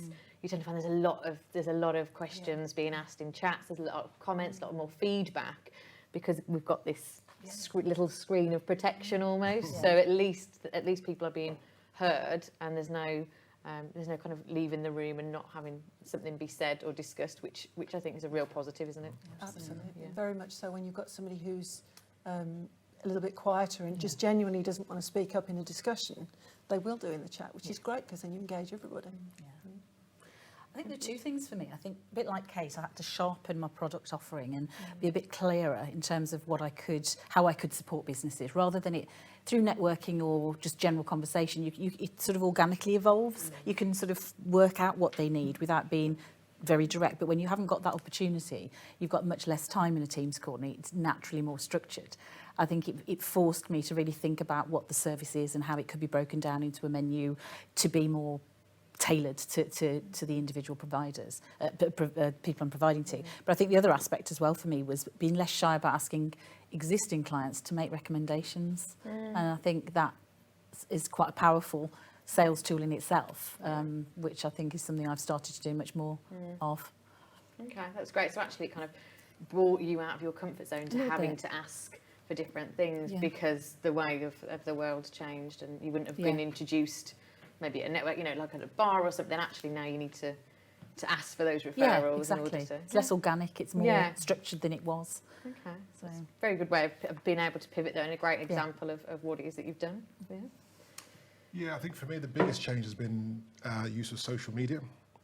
So prior to Centric, I worked for very traditional property businesses that were sort of very data-driven, with lots of documents that you'd send out to prospective clients, etc. And Centric is a much more fast-paced, entrepreneurial type business. So when I first joined, it was like, right, we're going to do some videos of you doing, and I was like, well, I'm not entirely sure that I'm on board with this. But actually, once I was convinced to do it and did some, and it worked well, the engagement was really, really quite good and very positive. So now, we've got Instagram programs and in-house marketing teams and TikToks and videos and lots of content being generated, etc. So the power of that is something I wasn't really that receptive to prior. But now people are engaging with the world very different now because of Amazon and online and everything else, and hybrid working and being at home on your laptop or device. So that, I think, is a much easier way to engage your potential marketplace, because you can reach people in a much more efficient and in an easier way than perhaps was the case prior. So I'm a convert. I'm not quite ready for TikTok, but certainly Instagram's doing okay so far. And LinkedIn, even things like LinkedIn, which I didn't really use effectively prior. It was sort of just professional Facebook, wasn't it? But now it's actually a real tool to engage with the market that you wouldn't access ordinarily. So I think the use of those digital tools has been, as part of the sales kit, is much more important now than it was prior. Yeah, and I think we do have to kind of blame COVID for that, because I don't think that shift would have naturally happened. Like you said, be it property being in that kind of traditional world, if there wasn't COVID, I don't think any of us would have been brave enough or even thought about suddenly going to do videos. So it's almost, we have to be thankful for that, because it did force us to do these things, didn't it, for sure. And LinkedIn's all about building relationships, isn't it? And I've found, for my business especially, and it's quite easy to build relationships there, just to find people that are like-minded, and it doesn't feel, not for me, it doesn't feel fake. It feels quite honest and real, and then you can just find and have conversations, and which can lead on to work, which is, I find, brilliant. And I would never have gone on LinkedIn like you. Which is the right way to use LinkedIn. Yes. Some people don't quite get that, and you get this sort of pushy sales. And it's it's not what it's for. It's a gigantic room of networking. And okay, they're online, but it's no different to a room. You go and have conversations and help each other out. It's still got to be relevant, haven't you? Yeah. Fab. Well, I suppose in summary, then it's really obvious that you've all had to pivot. You've just all four of you have just done it in different ways. But the positive from that has been that actually the way that you have pivoted has made all of your businesses or all of your roles become more productive. It's just now a very different way. But we are still enjoying the mix of face-to-face, but also embracing that kind of digital online presence as well. Would you all agree? Yeah, completely. Yeah.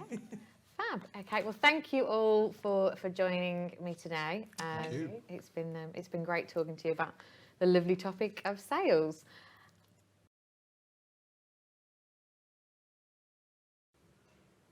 What a fantastic episode of Birmingham Business TV it has been. And that's it for 2022, our third episode. Thank you so much for joining us. I haven't got any of my shopping with me, but I am going back out to the market now to go and check out the Glühwein stores, actually. So that's the way I roll. I'd better come along with you and get some Christmas goodies for myself as well. We're back in January on BBTV, but if you'd like to know how to get involved with the show, lots of opportunities on our website. We've got lots of commercial packages. If you want to be a member of one of our panel debates, and you've seen them over the last couple of episodes, please do get in touch with you. We want to be talking about the things that you're talking about, don't we, Davis? And what have you got planned for Christmas? Oh, well, just spend some time with family, have a bit of fun, and then see you when we come back in 2023. Excellent. Thank you for joining us, and thank you for all your support so far. We'll see you on the other side. Have a great Christmas and New Year. Time now for our final 90 seconds with to lead us out to the end of the show.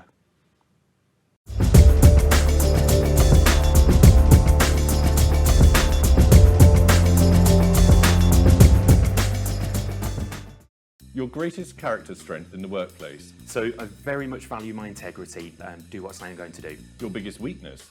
Biggest weakness is inability to delegate, so I do like to get my hands dirty. What qualities do you look for in colleagues? I look for, again, integrity, I look for people that do what they say they're going to do, and I look for positivity. Advice you would give to your younger self? I would tap into the Birmingham network much sooner and ask for help. The biggest influence in your business career? I would say my family, specifically my parents. They ran their own business for 25 years. Pet hates in the workplace? Untidy desk, lateness, and lack of integrity. How many social media visits a day? Limited to 30 minutes a day on my iPhone, perhaps 20. Early bird or night owl? I'm trying to be an early bird, but it's very hard. Food heaven? Oyster Club. Food hell? Sushi. A glass of claret or a spinach smoothie? Oh wow, I would go claret with a smoothie chaser. Favourite personal possession? My car keys. The biggest influence on your life? My dad. Your proudest achievement? Oxbridge.